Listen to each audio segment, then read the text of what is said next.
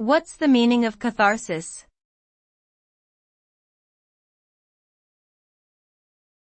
Catharsis.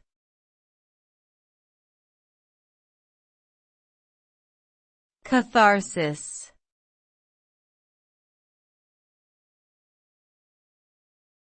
Catharsis.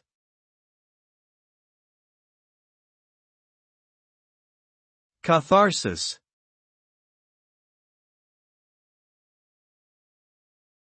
Catharsis refers to the experience of releasing pent-up emotions through a form of art or expression. It is often described as a purging of negative feelings like anger, sadness, or frustration. This release can leave a person feeling lighter and more free, with a sense of clarity and emotional renewal. The goal of catharsis is to process and heal from difficult experiences or emotions in a healthy way, rather than letting them build up and cause harm in the long run. Overall, catharsis can be a powerful tool for self-care and personal growth.